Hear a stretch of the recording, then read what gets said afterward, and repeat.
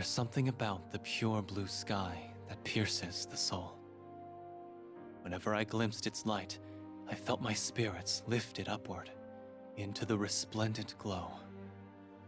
But when I tried to reach out and capture its brilliance, I would find myself empty-handed. I knew I was a fool for believing I could touch it, but I would give anything to be in its presence, bathed in its warmth, just once more. How I detested that radiance, a light I shunned, rejected, and despised, and above all, yearned for. Is it irrational to both loathe and cherish something? My emotions had been in disarray, driving me towards madness. But to understand what led to that incongruity, I need to start from the beginning. Fate was set in motion roughly 2,000 years ago, when the astral Lucilius created assistants to aid his research into Sky Dweller evolution. They were the original primal beasts, though they went by a different name, Archangels. Given that we primals are immortal, the role which we are bestowed becomes our sole purpose for existing. Yet, when I was created, Supreme Primarch Lucifer saw fit to grant me nothing. I was essentially a blank slate, little more than the hollow husk of a primal.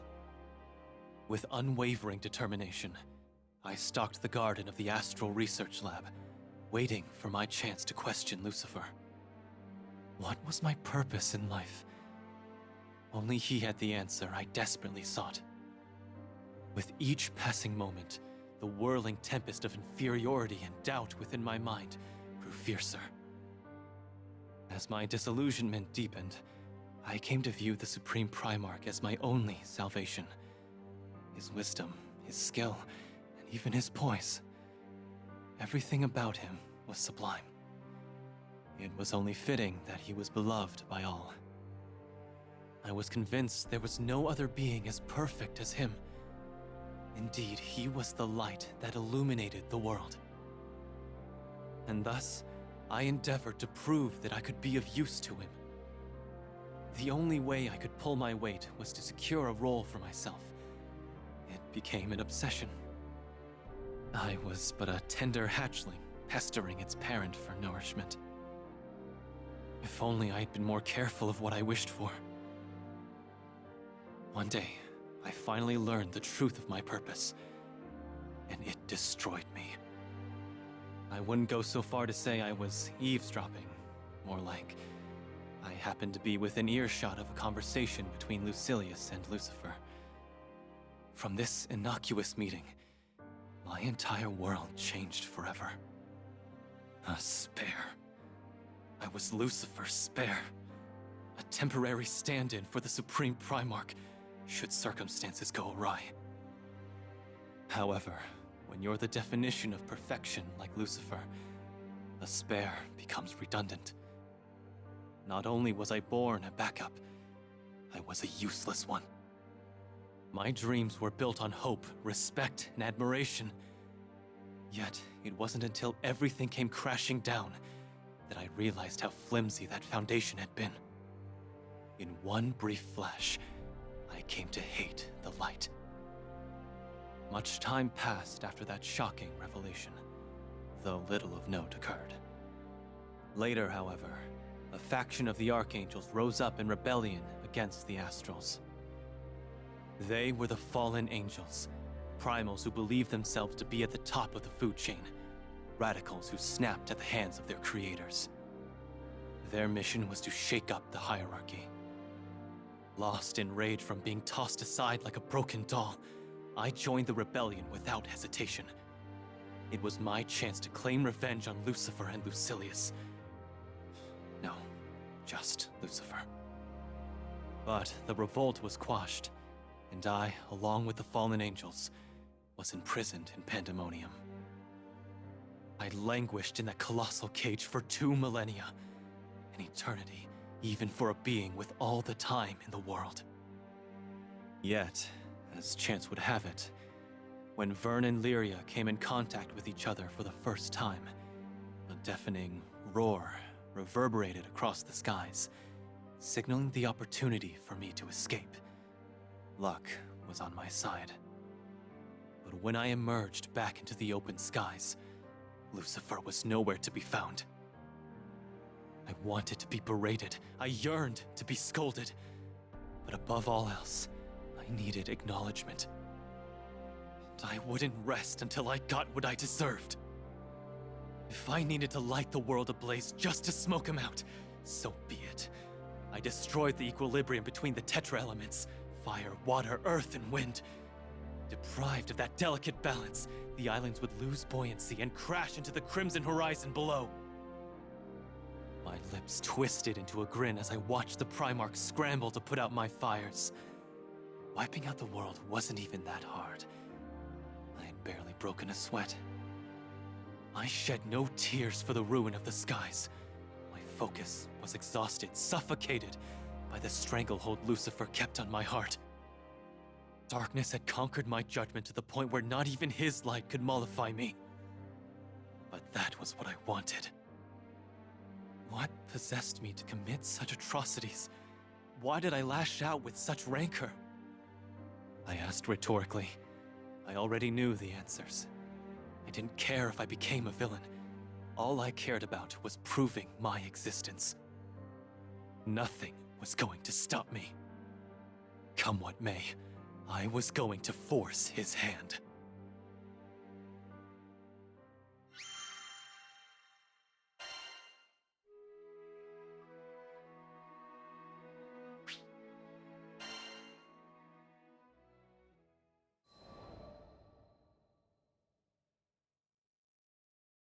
I chose to believe there was a method to my madness. To be punished for my crimes would validate my birth. Leaving behind a wake of destruction was my way of crying out for attention. No matter how foolish an act it was, nothing could have stopped me. There was only one way to soothe my tortured soul. All I needed was for one person to admit that I mattered, to tell me I belonged in this world. In the end, it was the captain and crew who thwarted my realm-raising intentions.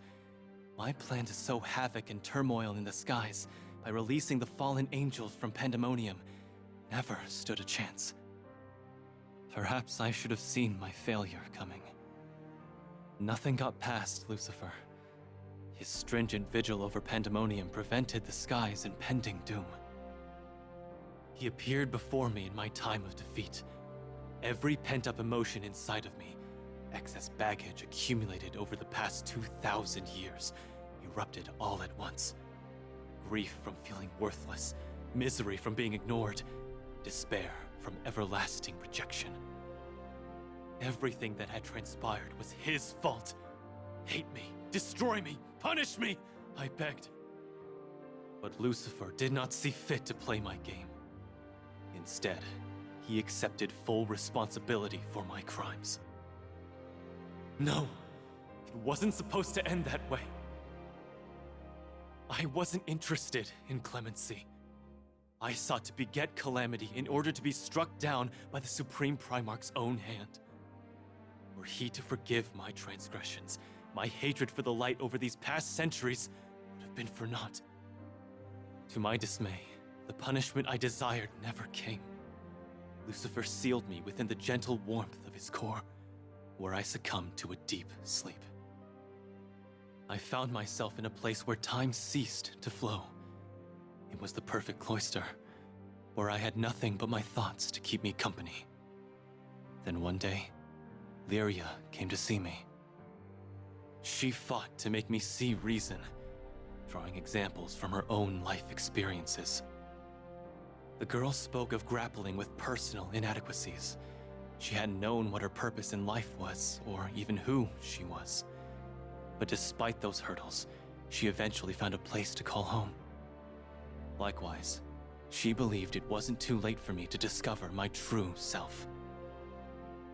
Could Lucifer and I actually come to understand one another someday? It was a tempting thought, one that caused cracks to form in my rigid facade. Perhaps I had misunderstood Lucifer all along. The stronger the light, the darker the shadow. When one is faced with such dazzling brightness, the only escape is to look away. Could it be that I was being bathed in his light all this time? The walls of my confines melted away, and I was transported to a shrine in Canaan.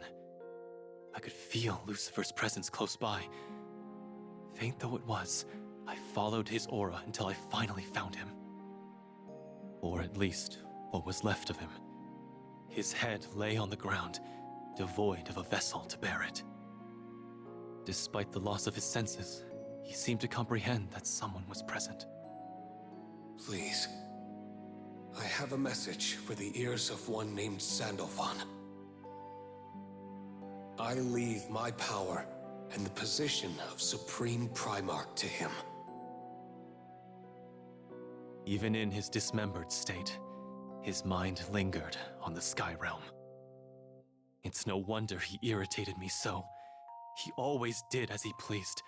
Consequences to others be damned. The skies!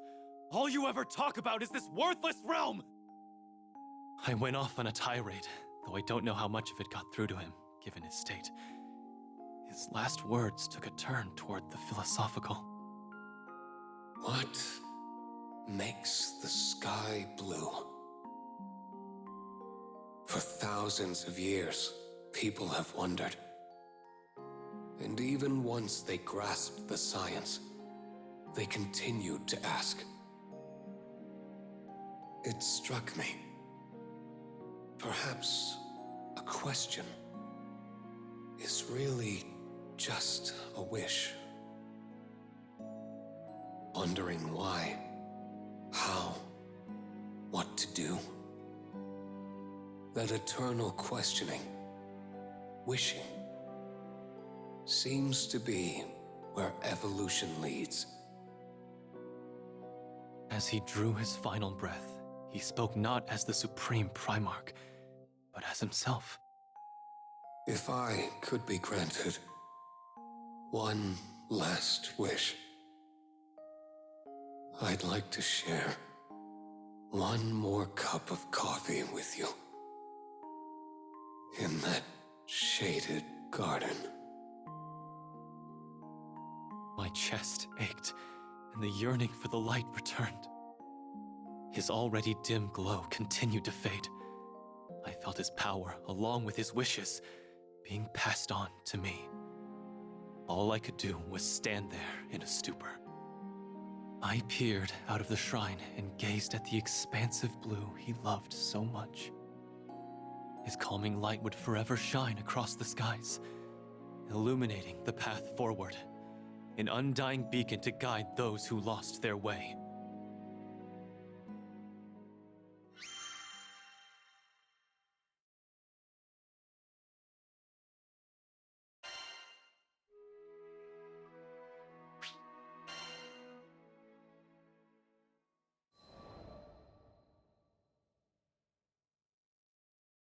Disaster never seems to sleep. Not long after I had inherited Lucifer's power, another crisis threatened the world. This time it was Lucilius who took offense to the gods, unleashing chaos to spit in their faces. His plan, or grand finale in his words, was to crash Pandemonium into the Crimson Horizon, thereby destroying the dimensional barrier. To make matters worse, the Astral had the gall to attach his head to Lucifer's stolen body. It fueled him with immense power in the form of 12 pitch-black wings on his back. It was my duty to uphold the Supreme Primarch's legacy and protect the realm. I teamed up with the captain and crew to stop Lucilius dead in his tracks. I had finally found friends I wanted to protect. The fate of an entire world rested on my shoulders. This mission was personal. It wasn't so much about keeping promises or seeking atonement, nor was it to fulfill my duty as the Supreme Primarch. I simply wished to safeguard those I held dear. By some miracle, I had become the light that could banish evil. Lyria kept a white plume with her, perhaps as a good luck charm, without knowing what it truly represented. The plume resonated with me, and from my back grew 12 great wings.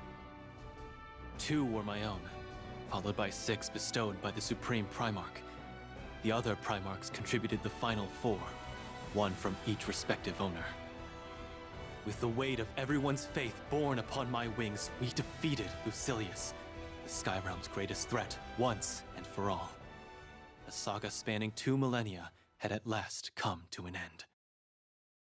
It wasn't until some days later, as I stood on the deck of the soaring Grand Cipher, that I would have the chance to reflect on the immediate aftermath of our duel with Lucilius. After the Astral's downfall, a dimensional rift opened and began pulling Lyria in. I remember the wind roaring in my ears as I flew to rescue her. The next thing I knew, I awoke in a place without time. I seemed to have returned back to the garden at the research lab, or some sort of recreation of it at least. A figure walked up to me and reached out a hand. It was Lucifer. Was I dreaming? Was this merely an illusion? We sat in the serene garden, sipping coffee and waxing nostalgic about events that took place 20-odd centuries ago. I couldn't stop my thoughts from spilling out. There were so many things to apologize for, so much gratitude to be expressed. And that's not to mention the myriad questions I felt compelled to ask. I reiterated my commitment to act as the new Supreme Primarch. And before long, the moment of our parting had arrived. In the past, I always had to watch him leave. But now, it was his turn to see me off. I had to be strong, for his sake. It was time to bid farewell to the eternal light of my adoration. I put forth my best smile. Till next time.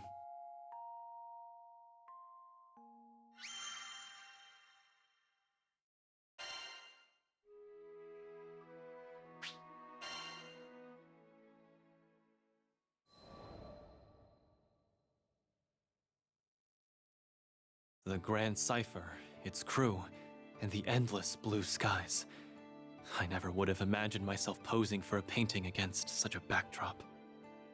But there I was, on the docks of Folca, standing beside my fellow models, Lyria, Vern, Id, and the captain. How did I get roped into this, you might be asking? Well, I can assure you I didn't volunteer. You see, it began a few days prior while I was perusing the wares of the Knick-Knack Shack. There, slightly hidden in the back, a painting had caught my eye. What drew my attention to the piece wasn't the scenic rendition of Folca, but rather the hue that stained the sky. It looked distorted.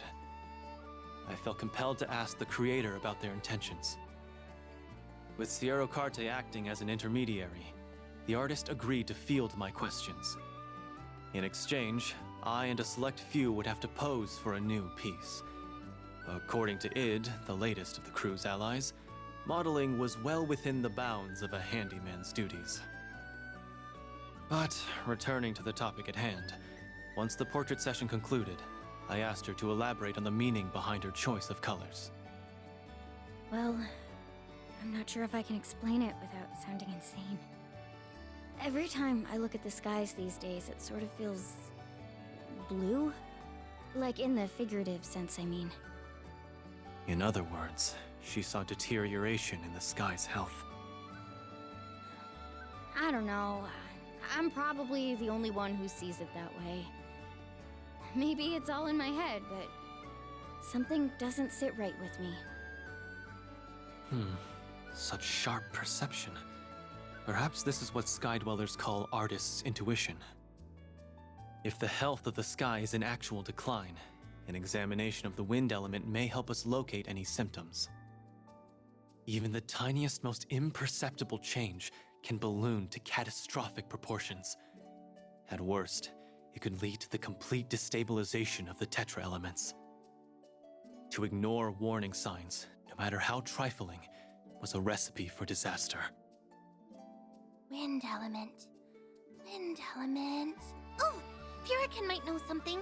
Let me ask. Lyria closed her eyes and beseeched the primal to appear. We waited, to no avail. Huh? That's weird. Furican isn't responding to me. According to Lyria, she'd spoken to the Primal as little as a few days ago. Given the Primal's newfound silence, it did seem as if something was wrong. I don't like where this is going. I think this calls for a trip to the old mines. The captain nodded in agreement. As far as I'm aware, Tempeal's recovery has been trouble-free. Let's hope this is just a fluke. The only way to know for certain was to see it for ourselves. We quickly boarded the Grand Cipher and departed for Tempeal to hunt for clues. Peace had barely returned to Zega Grande Skydom, and now chaos was already brewing once more. The knots in my stomach grew tighter by the minute.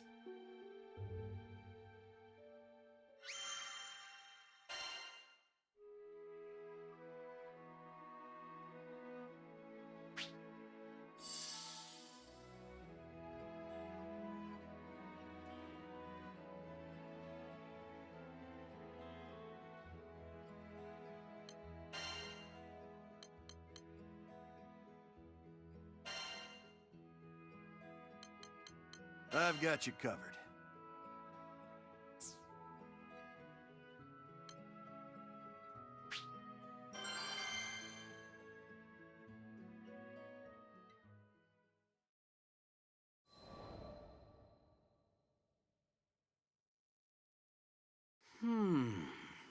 I'm not seeing anything out of the ordinary, to be honest with you. The self-proclaimed handyman known as Roland had joined our investigation of Hailwind Altar. Astral though he may be, he was a close ally of the crew. As a longtime denizen of Zega Grande, his knowledge of the Skydom was second to none. To think there existed an Astral who had laid his life on the line for the good of the realm. It was difficult to reconcile Roland's personality with my own biases, especially having witnessed Lucilius's sinister deeds. Wait, there's something close by. Allow me to amplify your energy, Lyria. Now, can you try calling Furican again? Sure. Here goes. Once again, the primal of vitality failed to appear. It's becoming clear that the wind element is acting abnormally. It's more pronounced here than in Folka. Ever since the four Primarchs relinquished their oversight of the Tetra elements to nature, I've been able to utilize my supreme Primarch powers to feel elemental currents. Yet I also sensed a faint foreign dissonance, one which was different from the irregularity in the wind element. Whatever it was, it seemed to be flowing towards a singular point elsewhere in the Skydom. Hang on, I finally got through to Furican. But something's not right. A chill washed over my body, though it came and went in a flash. Judging from the look of panic on Lyria's face, the situation had taken a turn for the worse. I was hoping I was wrong, but this aura can only mean one thing. Oh no, not this icky pressure again. I can't believe it's back! That can't be. I thought we... Here it comes! A turbulent gale nearly launched us off our feet. Squinting through the howling wind, I saw the unmistakable silhouette of a primal beast rearing up on its hind legs. It appeared force was our only option. You give us no choice. We shall make you see reason.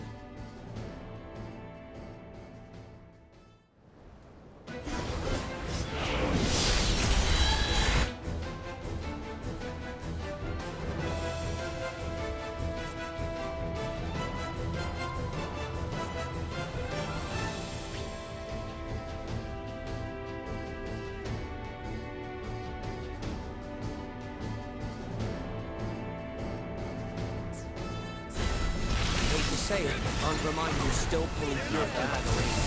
I'm so sorry, Furican. Even after we beat Andromine... Be gone! Enough! Here it comes! Focus on evasion.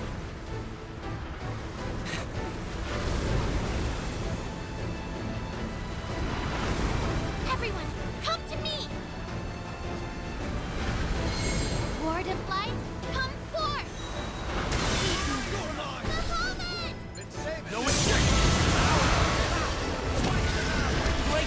Lyria. Furican is changing its form.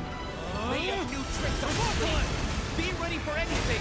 Finally shows its true face. Very well. Then I won't hold back either.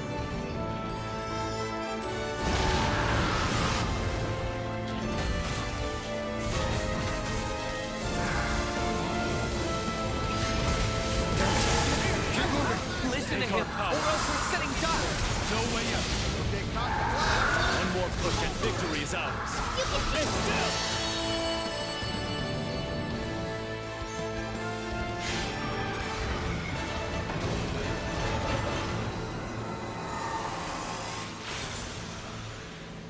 Okay, Lyria. Your turn. Got it! Into the light!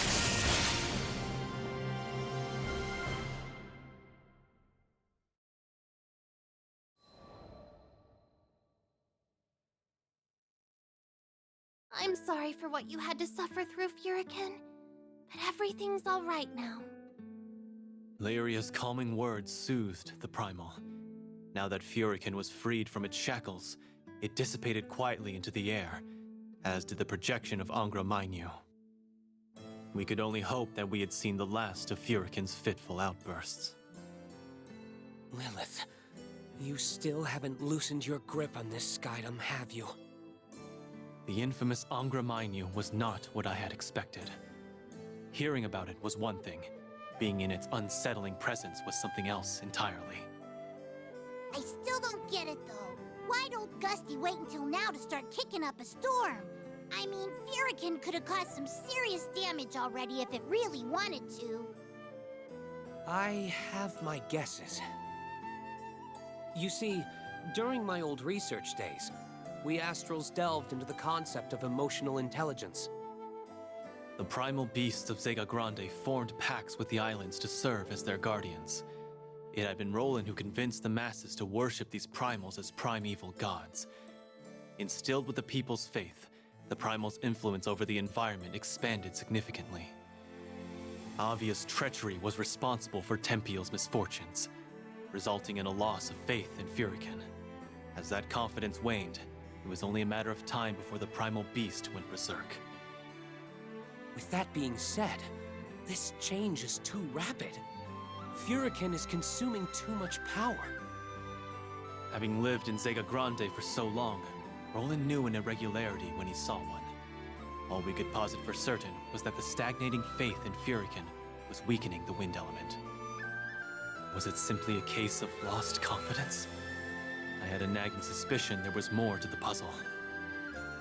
So if we don't restore that faith, things won't go back to the way they were. Yes, that is the natural conclusion. I'm afraid swaying hearts will be easier said than done considering the damage Furican has caused. But as they say, time heals all wounds. Such optimism. Though his reasoning had merit, I did not believe we could leave fate in the hands of an old adage alone. May I interject? What's wrong? You sound kinda serious. As far as Zega Grande is concerned, Furican is the next closest thing to the wind element itself. If Furican's power drops, the wind element would consequently weaken. I needed to hammer home just how pressing this issue was. We find ourselves in a predicament where Zega Grande's islands are destined to fall out of the sky. Wait, what? You'd better start talking. Gladly. However, the problem at hand requires a brief history lesson. And so, I recounted how the islands of Fanta Grande nearly fell into the Crimson Horizon. All because I had disrupted the equilibrium of the Tetra elements. Fire, water, earth, and wind. Island buoyancy is predicated on the delicate balance between those four. I was convinced this loss of buoyancy had made its way to Zega Grande, though I couldn't place the origin of the dissonance I felt. It was too faint and hard to trace, like trying to detect a grain of sand in the sea. The process could take as long as a century or as little as a year. Either way, it had begun. The clock was ticking. A collapse of the balance between elements. Interesting. I hadn't thought of that. So, just because the islanders don't believe in Furican anymore, the wind is weakening, and someday the island will drop out of the sky? More or less. I can't sense the elements at all. How are we to rectify something we can't detect? Maintaining the balance was paramount. A single loose thread could cause everything to rip at the seams. Restoring faith in the primal beasts, who represent their respective elements, should, in theory, stabilize the equilibrium. I presented my idea to Roland, and he agreed. You make a sound point. Right then. Leave it to Mr. Fix-It. My experience with mending relationships shall not go to waste. I'll have a talk with everyone in Einstedo. Roland had the trust of the townspeople, so the wind element was in capable hands. That left 3 elements unaccounted for. Well, guess it's up to us to handle the rest. It'll be fun taking another tour of Zega Grande. It always seems like we're heaping more and more troubles on your plate. I hope you don't mind? Not at all. We'll make you proud. You know what to do, Id. Let's show everyone what happens when Team Handyman steps up to the plate. I'm on it. With a strategy in place, we set off for the next island. A daunting task rested on our shoulders. We needed to rebuild the people's trust and faith. But I believed in the potential of Sky Dwellers, and I was finally a light who could guide them.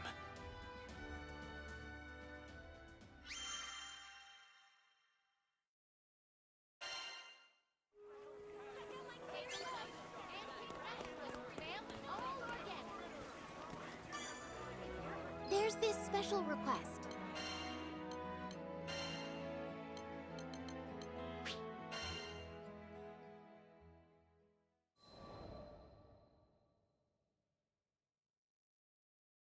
Our homes, our livelihoods, it's all gone.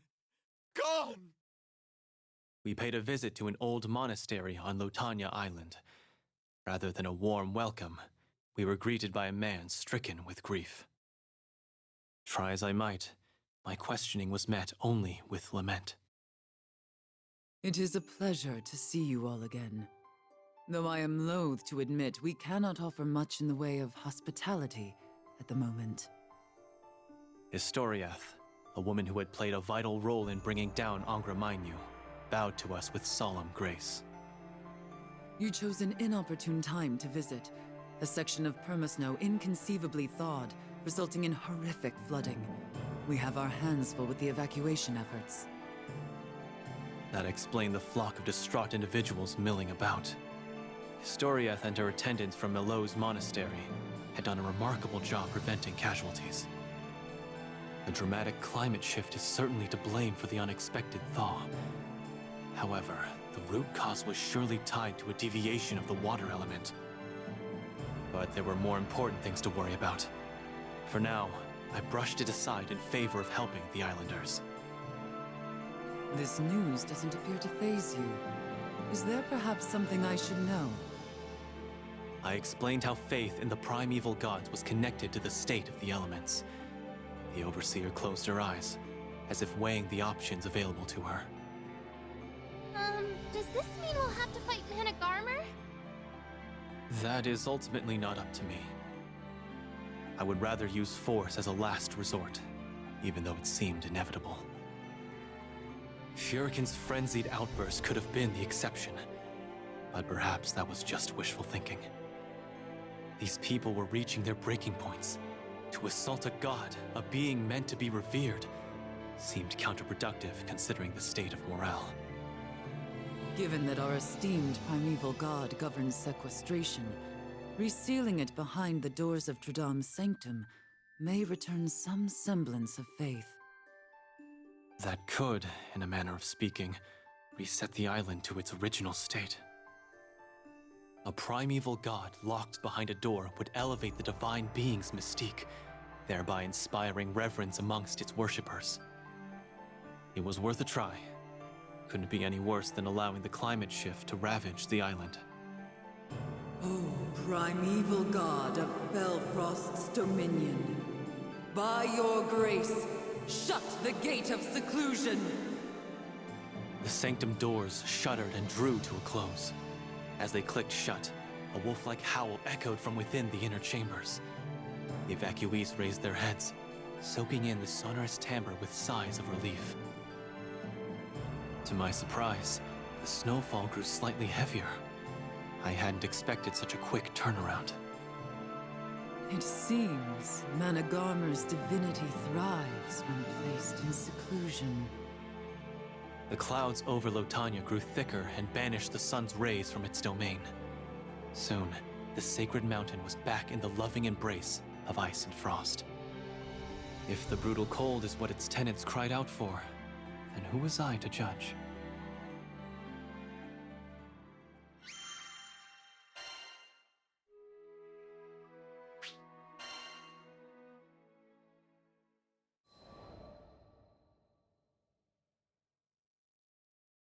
Whenever I need inspiration to formulate a harebrained scheme, I just plunk myself down in front of this empty litter box and the ideas start flowing. Zothba chuckled as we stared out at the ruins of Valian. The crew hid in the shade of a monolithic rock formation to avoid melting in the mid-afternoon sun. Even so, the heat was palpable to my more mortal companions. Now I know what a fried egg feels like. This island, like the previous two we'd come from, showed signs of irregularity. Desertification was accelerating, possibly spurred by an erratic earth element. I sensed the same lingering dissonance here, yet failed again to identify it. How irritating. While we're holed up here trying to beat the heat, let me tell you a tale from Dolly's history. Whoa, whoa, whoa. Not so fast, Buster. What's this info gonna cost us? Ha! Spoken like a true info broker. Oh, they grow up so fast. Anyway, we're pals now, aren't we? Not everything I do has an ulterior motive, you know. I think that was the first time I'd seen Zothba smile since our introductions. He went on to explain that this entire region was occupied by an immense structure known as Holy City Valian, otherwise known as the primal beast Excavalian, and it was home to many a Skydweller. They were protected by the primal's power of fortification, and some say even astrals walked among them. Excavalian blessed the desert, harsh as it was. Every day the islanders gathered on a hill beneath the stars to offer up their prayers. It was hard to imagine this now barren land once teemed with activity.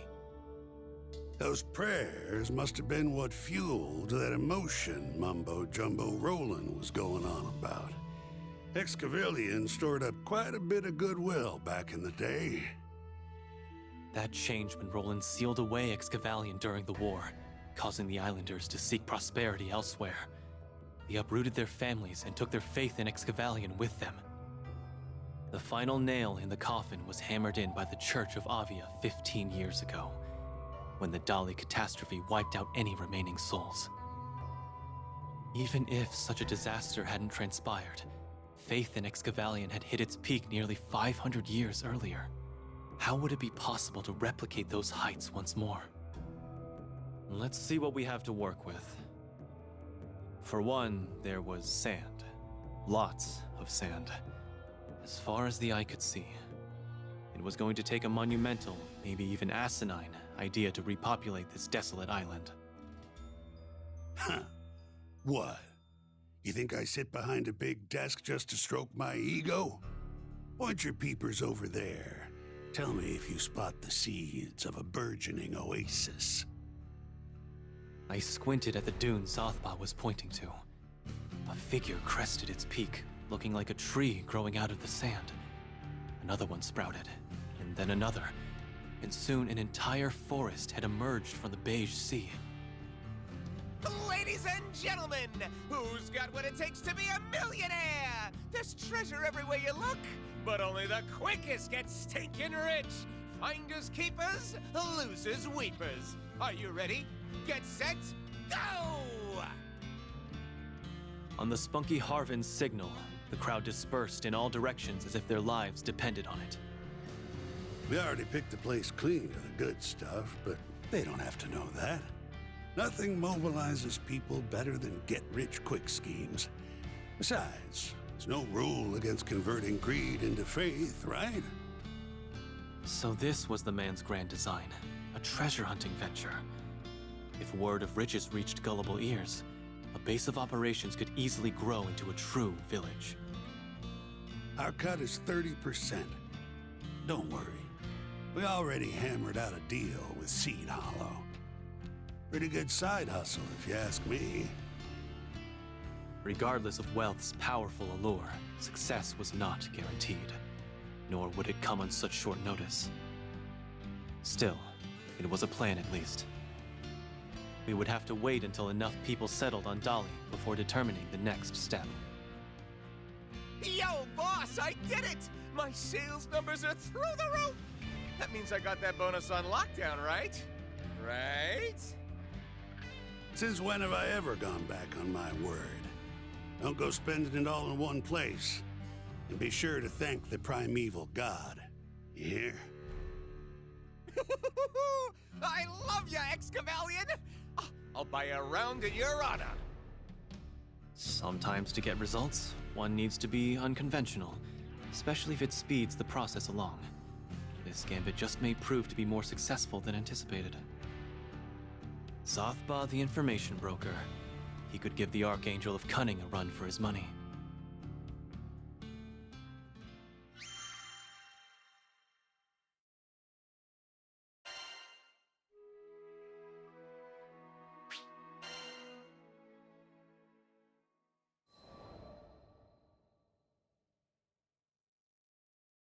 I did not think it possible to exceed Dolly's heat until I arrived on Fondom.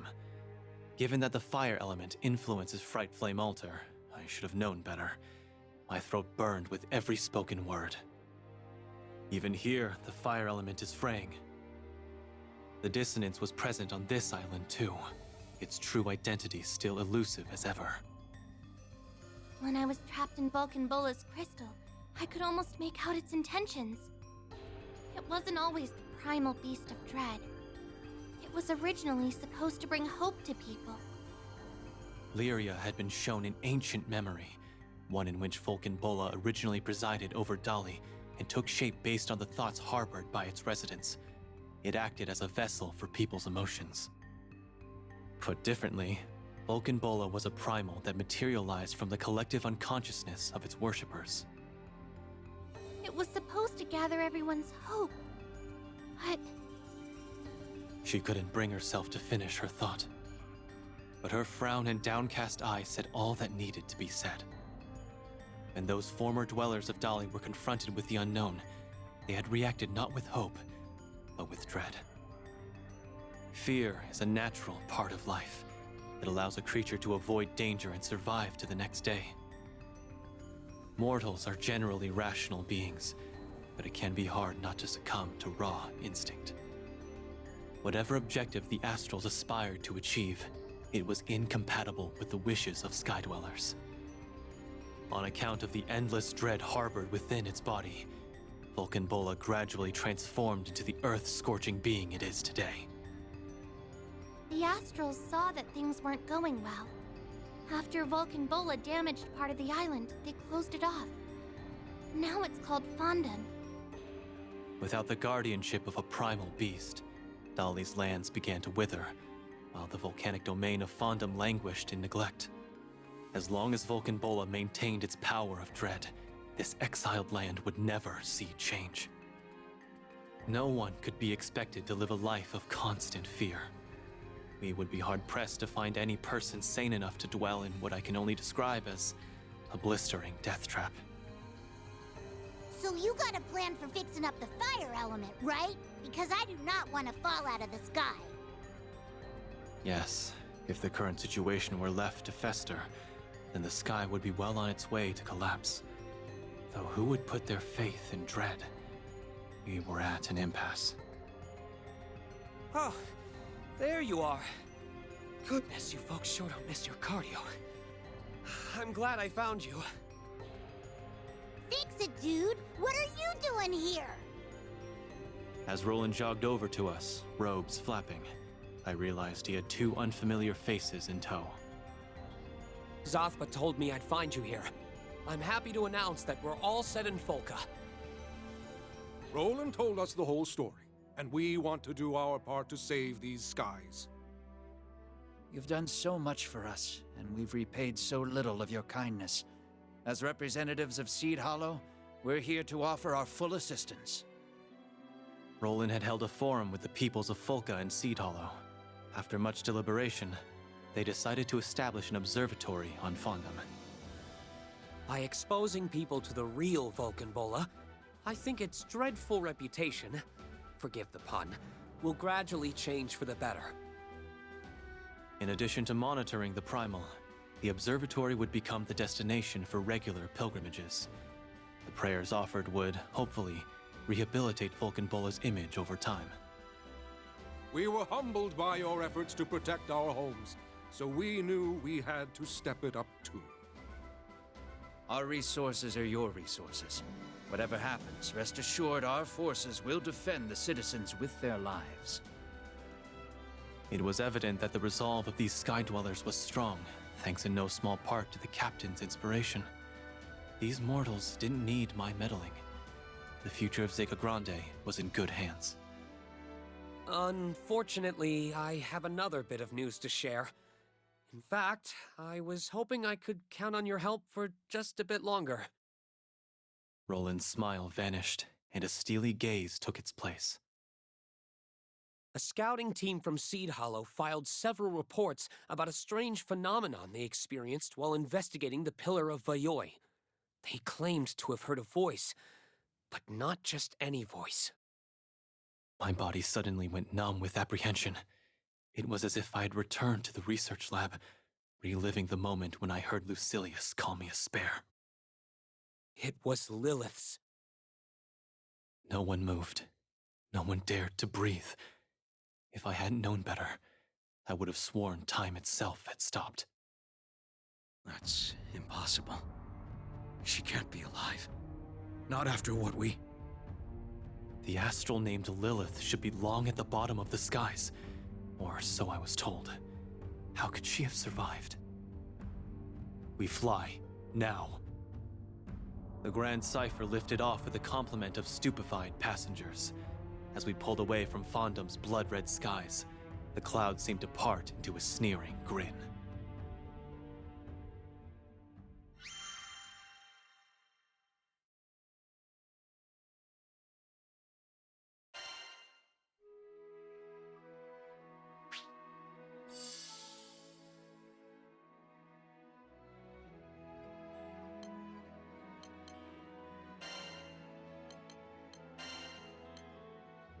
Leave the hunting to me. Excellent choice.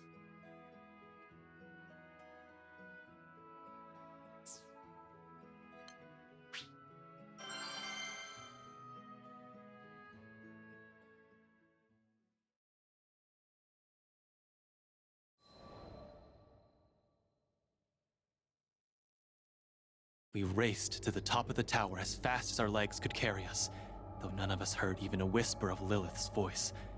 It was entirely possible, perhaps even preferable, that the scouting team had merely imagined the voice. Our vigilant eyes spotted nothing out of the ordinary, at least not in the physical sense, but something was there. I could feel it. It finally dawned on me. The trickles of dissonance I had felt on each of the 4 islands we visited were congregating at this location. Did you sense something, Sandalphon? As a matter of fact, I noticed a faint disturbance on the other islands, as if something somewhere was siphoning off energy. That doesn't sound good. According to Roland and the captain, the phenomenon I described was strikingly similar to the way Lilith raised Vayoi. Vayoi was an amalgamation of debris and primal crystals absorbed from across Zega Grande. Why was history repeating itself? Now that you mention it, I think I sense Angra Mainyu. Its projected body disappeared when Lilith fused with it, but maybe its real one is still out there. You mean to suggest we defeated a mere spare of Angra Mainyu? A mere spare. Even if it wasn't the Primal's true form, I could not believe Lilith would risk such a fusion. Taking in a primal core was no simple matter, and in the worst cases, it meant a permanent transfiguration, astral or not. However, Lilith had reverted to her original form after the battle, lending further credence to the fact that the crew had only fought a duplicate. Let's assume that Angra Mainyu's real body survived without a scratch. It won't take action without commands. Someone must be pulling its strings, ordering it to absorb primal crystals. But there's only one person who would want that. Right on cue, a spine-chilling voice cut through the very air itself. Place the crystals upon Vayoi's altar. Open the gate beyond the stars. That was Mother. And yet, the Dark Prophetess was nowhere to be found.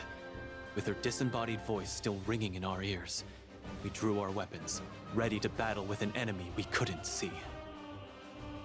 Angra Mainyu, O door to worlds beyond, claim this offering. Her voice is coming from another dimension. So she is alive! A rematch with an astral thought dead was the farthest thing from anyone's mind. Id, I know this must be painful for you, but we must cross into the alternate dimension and destroy Lilith and Angra Mainyu once and for all. I know. Don't worry about me. You make it sound like opening a dimensional gate is as easy as turning a doorknob.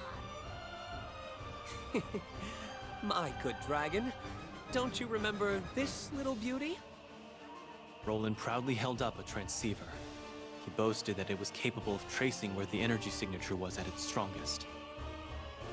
And Angra Mainyu would be lurking at the convergence point of the streams of dissonance. As soon as Roland flipped a switch on the transceiver, the sword of Eos in the captain's hand began to emit a radiant glow. After you, Captain! Roger that! The captain followed the signal, and with a weighty swing of their sword, a crack appeared in the air above the ground. The cut, however, was still too shallow. Allow me.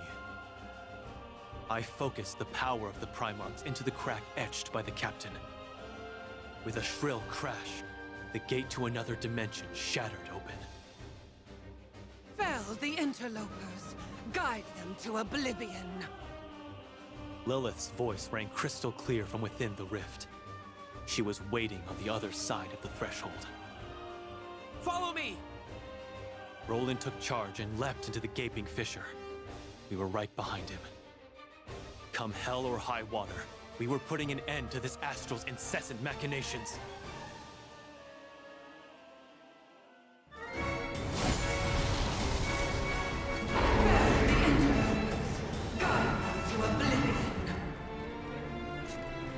I hear Lilith, but she's nowhere to be found. We can leave her be for now. Focus on the colossal primal in front of us. Let's slow you down. Enough. Oh no!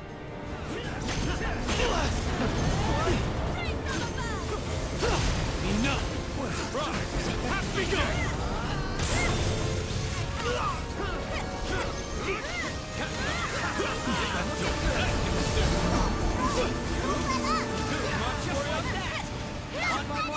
Great job! Tear them apart. Barrido. Hunger. Let's play. Playtime.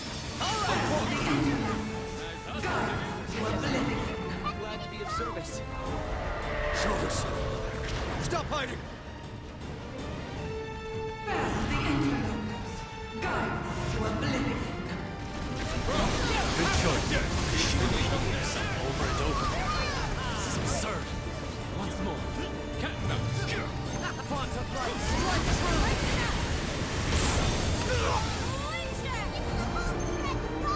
I got careless. Here goes. My truth. Oh yeah. Taste the blade. Pick her up. There's no way out. Catch.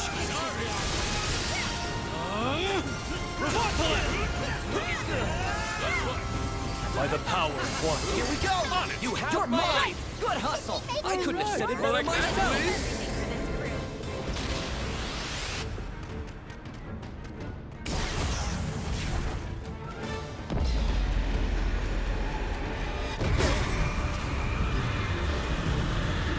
Incoming! Get ready to dodge! No! You okay? Foolish! What the fuck? Wow. Foolish! That was effective. You thief! Have some shit! Those giant's hands! On the double! Trust through them! I knew I could count on you, Captain. I've always got your back. No!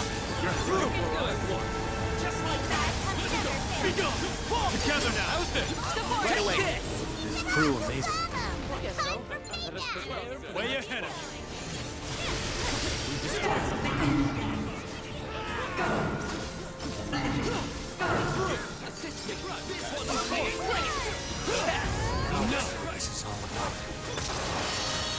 Rest in peace.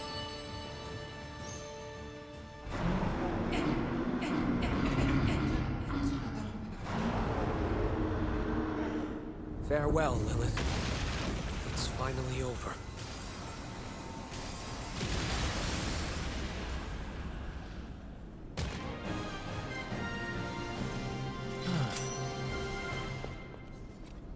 Not too shabby.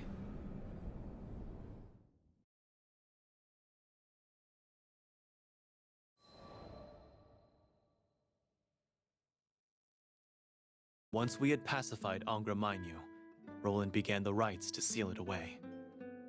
You're free now, Angra Mainyu. You won't be used for evil anymore. You can finally sleep peacefully. It wasn't quite a eulogy, but hopefully it was enough of a goodbye. As the rift drew to a close, Angra Mainyu pulsed with light, a final sigh of relief as it was released from its torment. As I'm sure you've all surmised, Lilith was never here to begin with. We were listening to an echo that she left behind using magic. Then she's really gone. That's some comfort, at least. I'm sorry, kid. Sleep well, Angra Mainyu. May you never be exploited for nefarious acts ever again. Well, I'm glad we put that matter to rest.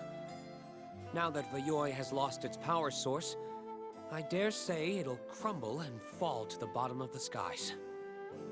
It would not be in the Sky Realm's best interest to allow this massive structure to crash into the Crimson Horizon. I envisioned what would happen if Pandemonium or Etemenanki crashed into the Crimson Horizon. All scenarios resulted in cataclysmic repercussions. Not to worry. Just as Vayoi was assembled from assorted items across Sega Grande, so too should it dissolve into myriad vestiges before making a descent. Though I do feel sorry for the Otherworlders residing in the Crimson Horizon. They won't be too thrilled when our trash rains down on them. That would require an apology. Perhaps I should bring confections when the opportunity availed itself. That is, assuming the denizens of the Otherworld were willing to sit down over a cup of coffee. As opposed to tearing me to shreds, of course.